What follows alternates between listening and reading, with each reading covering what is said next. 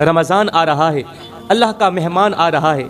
میں کہتا ہوں رمضان آنے سے پہلے پہلے گھر سے 5 چیزیں باہر نکال دو، گھر سے یہ 5 چیزیں باہر نکال دو، ورنہ یاد رکھنا اگر نہیں نکالو گے تو اللہ ناراض ہو جائے گا۔ یہ صرف ایک جملہ نہیں، یہ ایک خوفناک اعلان ہے، ایک ایسی تنبیہ ہے جو اگر دل تک نہ پہنچی تو آنے والا رمضان ہمیں سنوارنے کے بجائے ہمیں ہلا کر رکھ دے گا۔ آج کا یہ بیان آپ کو چونکانے کے لیے ہے، آپ کو جگانے کے لیے ہے، اندر انقلاب پیدا کرنے کے لیے ہے، کیونکہ اللہ کا فرمان ہے، اللہ کا اعلان ہے۔ اللہ قرآن کے اندر فرماتا ہے اللہ اس قوم کی حالت نہیں بدلتا جو قوم اپنی حالت خود بدلنے کی کوشش ہی نہ کرے۔ اور میرے رسول کریم صلی اللہ علیہ وسلم کا فرمان علی شان ہے کہ جب گھروں سے شر، گندگی اور نافرمانی ختم نہ ہو تو وہاں رحمت کے دروازے بند کر دیے جاتے ہیں۔ میرے محترم بھائیو، ذرا رک کر سوچو، کیا ہم واقعی اس رمضان کے لیے تیار ہیں یا صرف دن گن رہے ہیں؟ کیونکہ رمضان صرف روزوں کا نام نہیں، یہ دلوں کی صفائی کا نام بھی ہے، گھروں کی درستگی اور نیتوں کی اصلاح کا نام بھی ہے۔ اگر رمضان آنے سے پہلے ہی ہمارے گھروں میں ایسی چیزیں موجود رہیں جو اللہ کو ناراض کرتی ہیں تو پھر یہ مہینہ رحمت کے بجائے ہمیں سخت پیغام دینے آتا ہے۔ میرے محترم بھائیو، ایک لمحے کے لیے اپنے دل سے پوچھو کہ کیا ہم واقعی اس رمضان کے استقبال کے قابل ہیں یا صرف روایت نبھا رہے ہیں؟ کیونکہ رمضان کا آنا صرف کیلنڈر کا بدلنا نہیں ہوتا، بلکہ یہ اللہ کی طرف سے ایک سخت امتحان بھی ہوتا ہے، ایک موقع بھی ہوتا ہے اور ایک وارننگ بھی ہوتی ہے۔ قرآن ہمیں بار بار یاد دلاتا ہے کہ وہی لوگ کامیاب ہوتے ہیں جو اپنے ظاہر کے ساتھ اپنے باطن کو بھی پاک کرتے ہیں، وہی لوگ کامیاب ہوتے ہیں۔ اور میرے رسول کریم صلی اللہ علیہ وسلم نے واضح فرمایا کہ جس گھر میں غفلت، نافرمانی اور بے پرواہی بسی رہے وہاں فرشتے داخل نہیں ہوتے، رحمت کے فرشتے داخل نہیں ہوتے۔ میرے محترم بھائیو، اگر ہم نے رمضان سے پہلے اپنے گھروں کو درست نہ کیا، اپنے ماحول کو صاف نہ کیا اور اپنی زندگی سے وہ چیزیں نہ نکالیں، اپنے گھروں سے وہ چیزیں نہ نکالیں جو اللہ کو ناراض کرتی ہیں، تو پھر ڈر ہے کہ یہی رمضان ہمارے لیے سوال بن جائے، یہی رمضان پھر ہمارے لیے حساب بن جائے، کیونکہ اللہ کی رحمت اسی پر اترتی ہے جو خود کو رحمت کے قابل بناتا بھی ہے۔ اللہ کی رحمت اسی پر اترتی ہے جو خود کو اللہ کی رحمت کے قابل بناتا ہے، تیاری کرتا ہے۔ اور یہ بات جتنی خاموش ہے اتنی ہی خطرناک ہے۔ قرآن ہمیں حضرت سیدنا ایوب علیہ السلام کی زندگی کے بارے میں بتاتا ہے، وہ نبی جن پر ایسی تکلیفیں آئیں کہ سن کر دل کانپ جاتا ہے۔ ایک وقت تھا کہ صحت، مال، اولاد، عزت سب کچھ موجود تھا۔ حضرت ایوب علیہ السلام کی بات کر رہا ہوں۔ لوگ رشک کرتے تھے مگر پھر بھی آزمائش کا دروازہ کھلا۔ جسم ایسی بیماری میں مبتلا ہوا کہ برسوں تک تکلیف ختم نہ ہوئی، برسوں تک درد ختم نہ ہوا۔ درد ایسا کہ بدن جواب دے گیا، کمزور سا بدن تھا، طاقت چھین لی گئی، لوگ قریب آ کر دور ہونے لگے، لوگ نفرت کرنے لگے آپ کی بیماری سے، رشتے آہستہ آہستہ الگ ہو گئے، مال ختم ہو گیا، اولاد دنیا سے رخصت ہو گئی، گھر ویران ہو گیا۔ کس کا؟ حضرت ایوب علیہ السلام کا گھر ویران ہو گیا۔ مگر حیرت کی بات یہ تھی کہ حضرت ایوب علیہ السلام کے لبوں سے کبھی شکوہ نہیں نکلا تھا، کبھی شکوہ نہیں نکلا، دل میں کبھی اللہ سے بدگمانی پیدا نہیں ہوئی۔ وہ تکلیف میں بھی یہی کہتے رہے کہ میرا رب جانتا ہے، میرا رب دیکھ رہا ہے، میں کس حالت میں ہوں میرا رب جانتا ہے، میرا رب مجھے دیکھ رہا ہے۔ برسوں کی بیماری، تنہائی، غربت اور لوگوں کی بے رخی کے باوجود بھی انہوں نے صبر کا دامن نہیں چھوڑا۔ برسوں کی بیماری کے باوجود بھی، غربت کے باوجود بھی، ایک وقت تھا، مال تھا، دولت تھی، سب کچھ تھا، مگر آج غربت اور بیماری کے سوا کچھ بھی نہیں ہے۔ ان تمام چیزوں کے باوجود بھی اللہ کے نبی حضرت ایوب علیہ السلام نے صبر کا دامن نہیں چھوڑا، یہاں تک کہ ایک دن اللہ نے ایوب علیہ السلام کی صدا سن ہی لی۔ اللہ نے ایوب کی دعا قبول کی، بیماری ختم ہو گئی۔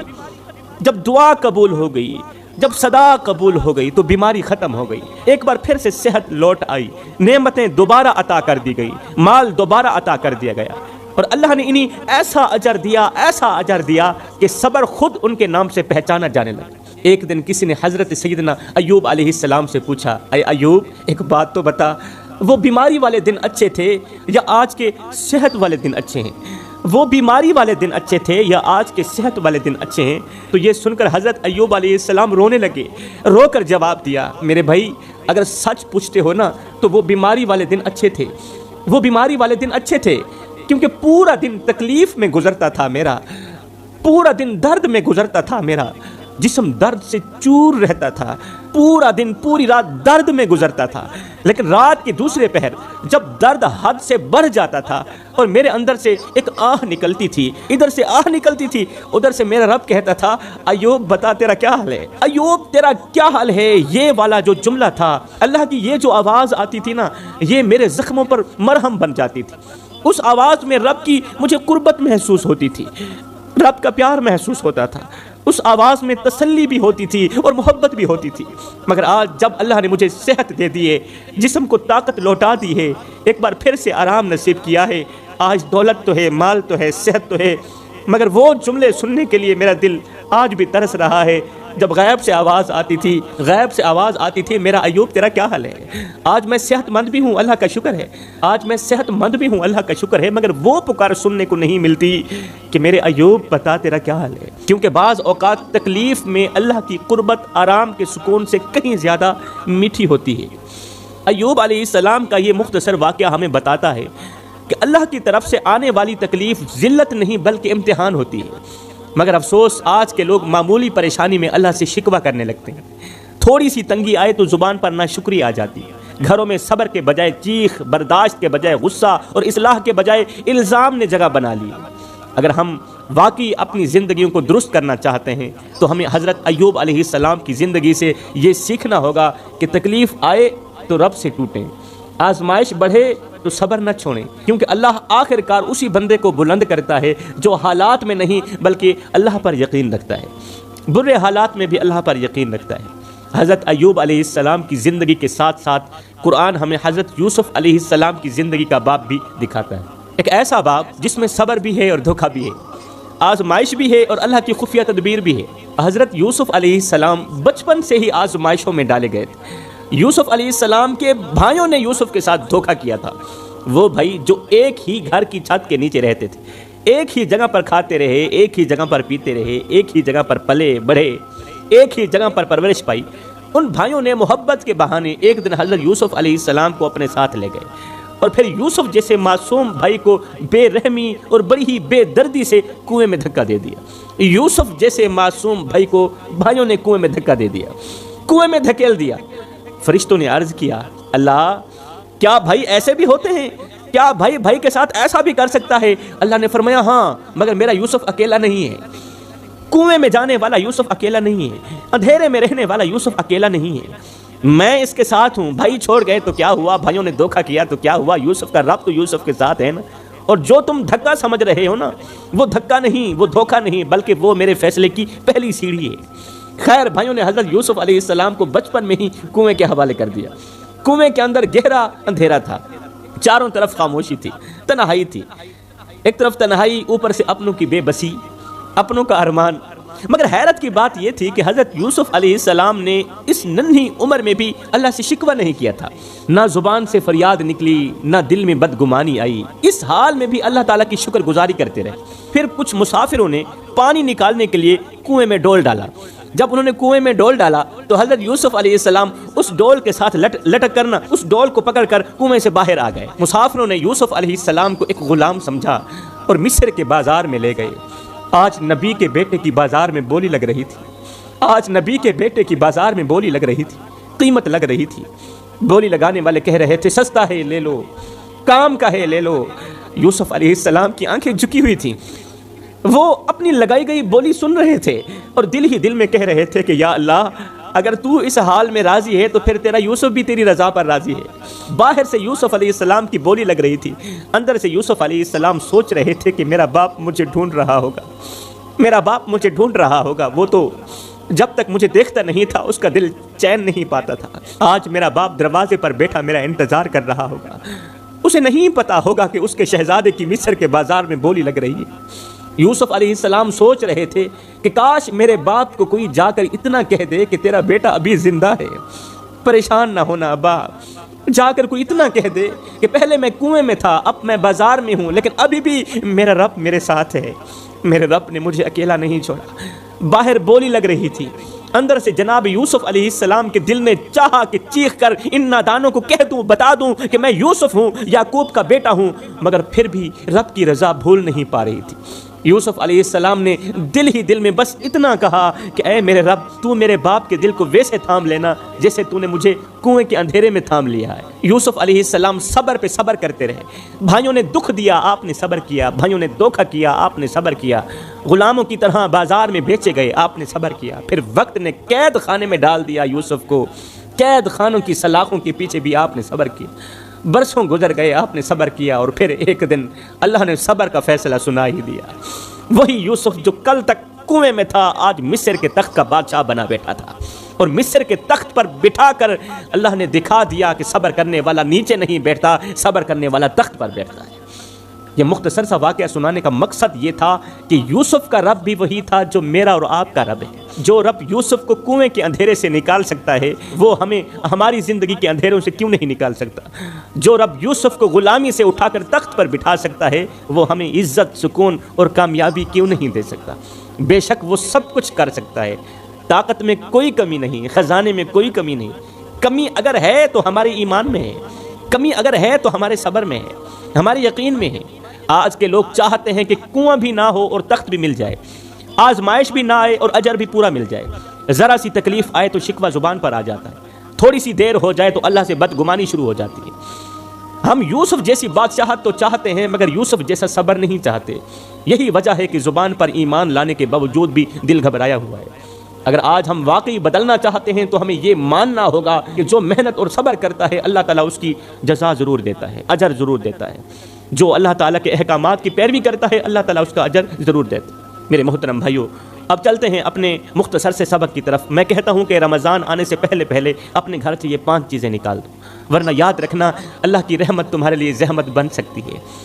کیونکہ رمضان صرف روزوں کا نام نہیں، یہ دلوں کی صفائی کا نام بھی ہے، گھروں کی اصلاح کا نام بھی ہے، اور نیتوں کی درستگی کا نام بھی ہے۔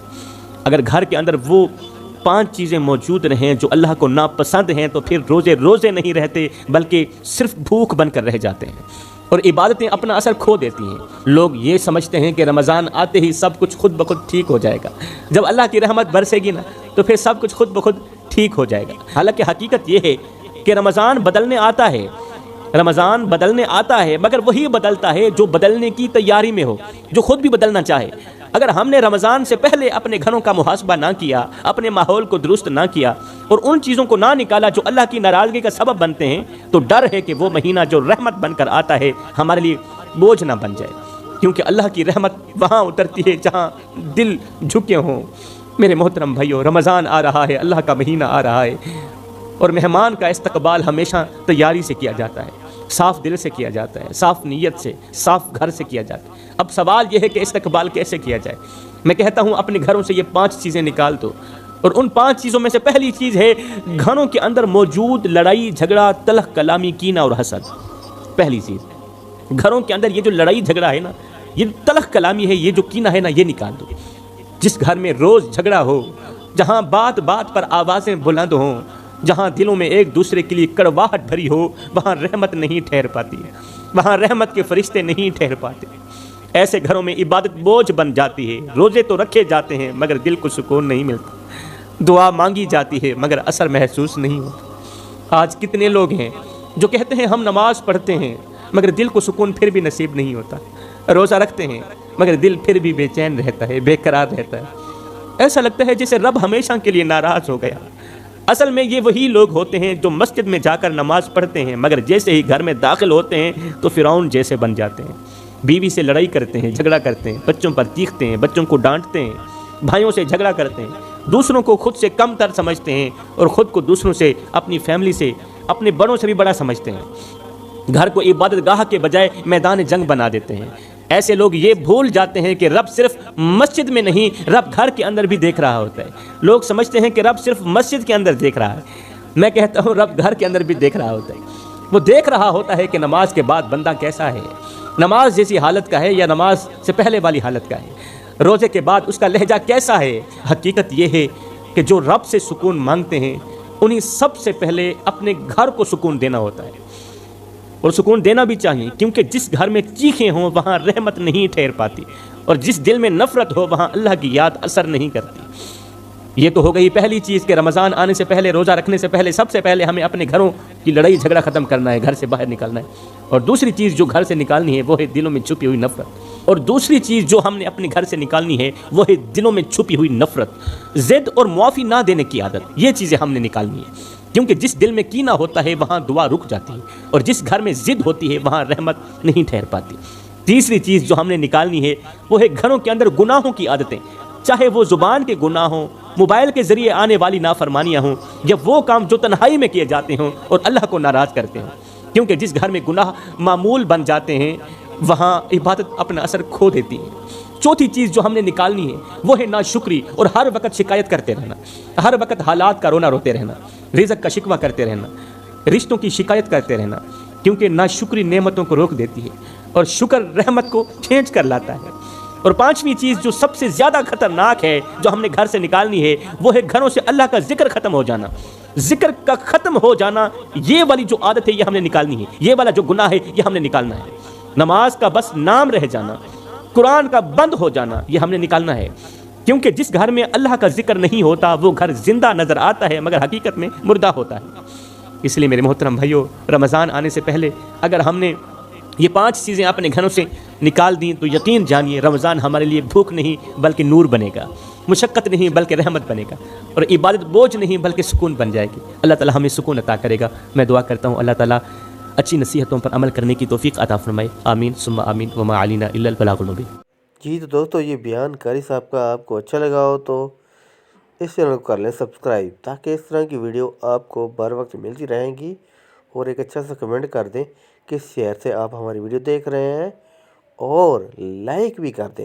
لائک سے یار ویڈیو کو بوسٹ ملتا ہے، آپ کے پیسے نہیں جاتے، آپ لائک کا بس انگلی ہی لگانی ہے اور میرا کام ہو جانا ہے۔ تو ایک ایک کر کے قطرہ قطرہ بنتا ہے، تو آپ ایک لائک کریں گے، ایک لائک اور بھائی کرے گا، اس طرح پتہ نہیں میری ویڈیو کو کتنا بوسٹ مل جائے گا۔ مہربانی، اللہ حافظ، ملیں گے نیو ویڈیو کے ساتھ۔